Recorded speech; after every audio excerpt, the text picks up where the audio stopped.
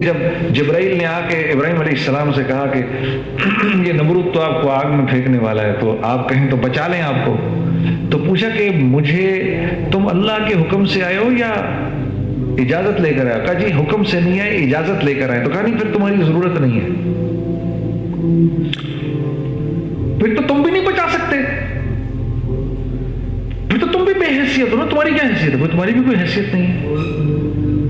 اگر اس نے بھیجا ہے تو اپنی پوری طاقت کے ساتھ بھیجا ہوگا، ورنہ تو تم بے حیثیت ہو، وہ تمہاری حیثیت ایک سیکنڈ میں ایسے سلب کر لے گا، تم بیکار ہو جاؤ گے۔ حسبنا اللہ ونعم الوکیل ونعم المولا ونعم النصیر، یہ ان کے الفاظ تھے۔ یہ کہا کہ جب اس نے ان کو منجنیق سے پھینکا تو چلے گئے ہوا کے اندر، انہوں نے کہا لوگوں کے کرنے سے۔ تو جو ایسا اپنے اندر ایمان رکھتا ہے، جس کی یہ سوچ ہوتی ہے کہ کریں گے تو اللہ کریں گے، پھر اللہ اس کی مدد ایسے کرتے ہیں جیسے ابراہیم علیہ السلام کی کہ براہ راست حکم دیا آگ کو، یا نار، اے آگ کونی بردم والسلام علی ابراہیم۔ تو روایت میں آتا ہے کہ ساری دنیا کی جو آگیں تھیں وہ دبک گئیں ایک دم سے کہ یہ شاید حکم ہمیں نہ آیا ہو، اور ساری کی ساری ایسی بجھی وہ آگ کہ جس کے اوپر سے پرندہ بھی نہیں جا سکتا تھا، وہ آگ اتنی ٹھنڈی ہو گئی کہ ابراہیم علیہ السلام کو سردی لگی ایک دم سے، تو فرمایا سلامتی والی، تو پھر تھوڑی گرم ہو گئی، اور شولوں نے یوں اوپر ایسے آسمان پہ سے ان کو وہیں سے پکڑا، یوں گھما گھمو کے نیچے لے کر آئے، جو یہ رسیاں لگی تھی ان کو تو جلا دیا، ایک بال بھی یہاں سے نہیں جلا۔ اللہ نے جبرائیل کو بھیجا، اس نے پر مار کے وہیں پر آبشار اور وہیں پر پانی اور وہیں پر باغ اور تخت۔ اللہ رب العزت یہ بتانا چاہ رہے ہیں جو میرا بن کے چلے گا میں اس کی چیزوں کے بغیر مدد کروں گا، براہ راست مدد کروں گا جو میرا بن کے چلے گا۔ اور یہ امتحان کب تک ہے؟ موت تک، موت تک،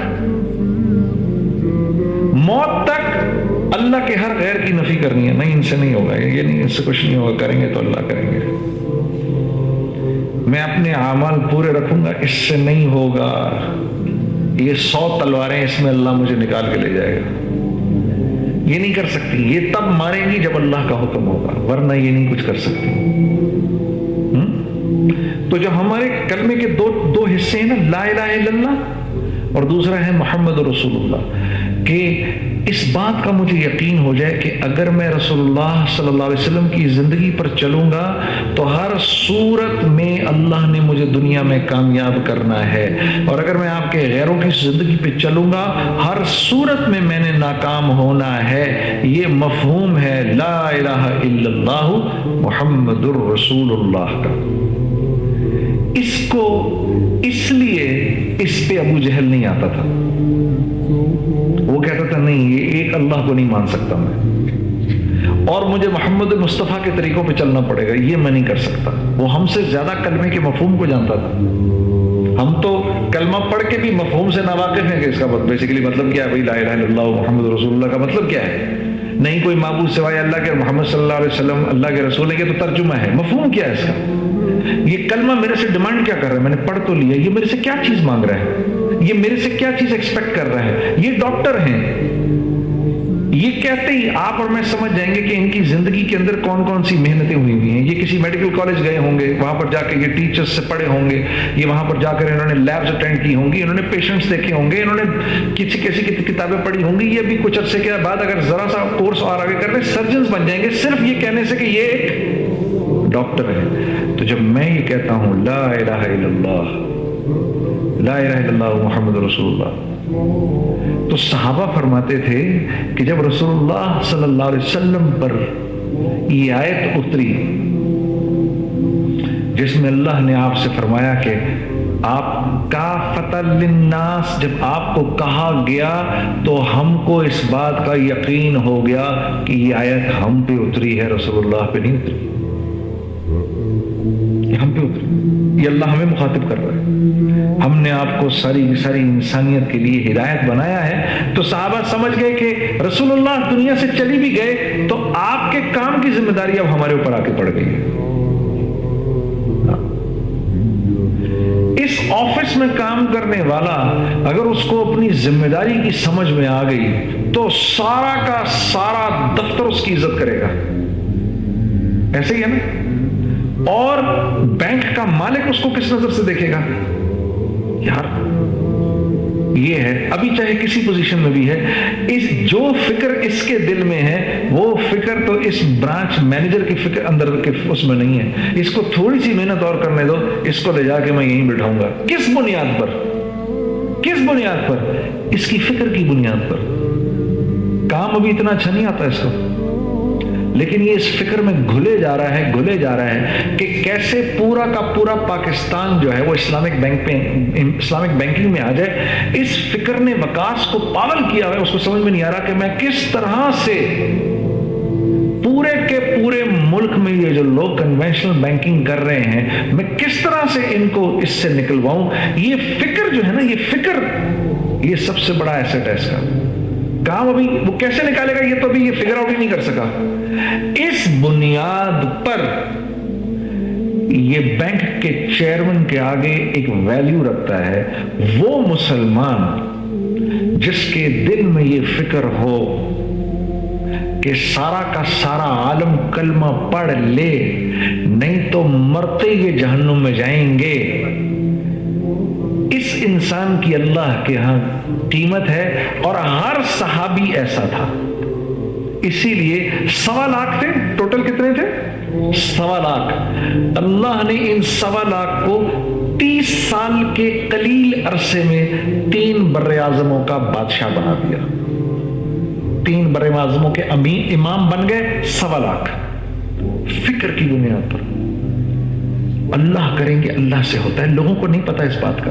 وہ یہ کہا کرتے تھے, ایک دوسرے کو کہتے تھے کونو مثلنا, ہماری طرح ہو جاؤ. میں تو ابھی بیان کر رہا ہوں, وہ بیان تو نہیں کرتے تھے. وہ کہتے تھے ہماری طرح ہو جاؤ, ہماری طرح ہو جاؤ, نہیں تو برباد ہو جاؤ گے. اور ان کے یہ بول, کیونکہ اندر کا حال ایسا تھا نا, وہ حال منتقل ہوتا تھا. تو اس حال کی بنیاد پر جو ان کے پاس بیٹھتا تھا ایک دم کلمہ پڑھ کے اسلام قبول کر لیتا تھا. ایک دم اللہ کی بزرگی بڑائی کا اس کو یقین ہو جاتا تھا. آج یہ معاشرے میں یہ جتنے بھی گناہ ہو رہے ہیں, اس کی بنیاد کیا ہے؟ اللہ کی ذات کے استحضار سے دل خالی ہے. یہاں اللہ نہیں ہے. نہ مرنے کا خوف ہے کہ میں نے مر کے اللہ کے سامنے کھڑے ہونا ہے, نہ اس بات کا خوف ہے کہ یہ جو میں کر رہا ہوں اس پر میرے اوپر پکڑ آ سکتی ہے. ہاں, اب آپ کو سمجھ میں آیا کتنا ضروری ہے کہ دل میں کلمے کا استحضار ہو. کیونکہ جیسے کلمہ نکلے گا, کلمے کا استحضار نکلے گا, یقین میں کمزوری آئے گی. ہر گناہ وہ گناہ کرنے کو تیار ہو جائے گا جس گناہ کے کرنے سے معاشرے میں آگ لگتی. ہر وہ گناہ کرنے کو تیار ہو جائے گا. اور جیسے ہی اس بات کا احساس ہوگا کہ یار اللہ دیکھ رہا ہے, یہ انسان اتنا نرم اور یہ انسان اتنا شفیق بن جائے گا کہ لوگ خود بخود اس سے جڑنا شروع ہو جائیں گے. اس لیے ہے یہ دعوت کی محنت اتنی ضروری ہے کہ یہ اگر نہ ہوئی تو یقین میں بگاڑ آئے گا. وہ یقین کا بگاڑ بندے کو بھی برباد کر دے گا, اور جس انسان سے اس کا تعلق ہے اس کو بھی برباد کر دے گا. چیزوں سے ہوتا ہے. سب سے بڑا حادثہ ہے کائنات کا. قوم عاد کس وجہ سے برباد ہوئی تھی؟ یہی وجہ تھی ہماری طاقت. حود علیہ السلام نے ان سے کہا تمہاری طاقت کچھ نہیں ہے, تو من جانب اللہ ہے. انہوں نے بولا اللہ کہاں سے آ گیا بیچ میں؟ ہماری برادری, ہماری طاقت. انہوں نے ہوا کو آتے ہوئے دیکھا جس ہوا نے ان کو برباد کیا. بجائے اس کے کہ اس وقت بھی توبہ کر لیتے, ایک دوسرے کے بازو پکڑ لیے کھڑے ہو گئے ایسے کر کے. قوم سمود یہ ٹیکنالوجی کی لائن کے لوگ تھے, صنعت کار تھے, ٹیکنالوجی کی لائن کے لوگ تھے. یہ قوم عاد کے بعد آئے تھے. صالح علیہ السلام نے ان کو سمجھایا دیکھو مت اپنی ٹیکنالوجی کی بنیاد پر اتنی بڑی بڑی اللہ کی نافرمانیاں کرو, مت کرو. قوم عاد کا حال دیکھو. انہوں نے بولا وہ تو ہوا نے ان کو برباد کیا تھا. انہوں نے پہاڑوں کے اندر گھر بنا لیے. ہم تو پہاڑوں میں رہیں گے, ہوا کیا کرے گی پہاڑوں کو. ایک چیخ نے برباد کر دیا. قوم لوط, یہ ماڈرن زمانہ ہے, ماڈرنائزیشن کا زمانہ ہے, ٹھیک ہے نا. مردوں سے شادیاں کرو, عورت کو ننگا کر دیا بالکل. क्या फर्क पड़ता है जी, देखिए ना, पर्दा तो दिल के अंदर का पर्दा है ना जी, पर्दा तो दिल में होता है जी, सर पे तो नहीं होता। औरत निस्वा की, आप औरत को वो कर रहे हैं, ये कर रहे हैं, वो कर रहे हैं, फला, ये बातें कौम लूत में होती थी। बाकी कौमों पर एक एक अजाब आया, कौम लूत पर 5 अजाब आए एक साथ। बेहयाई का सद्देबाब अल्लाह बराह रास्त करता है, खुद करता है। जो कुछ सुना गया अल्लाह पाक इस पर अमल करने वाला और आगे लोगों तक पहुंचाने वाला बनाए। मज़ीद इस्लाही बयानात के लिए हमारा यूट्यूब चैनल ब्यूटीफुल बयान JJ को सब्सक्राइब करें और वीडियो को लाइक करें। जज़ाकल्लाहु खैर।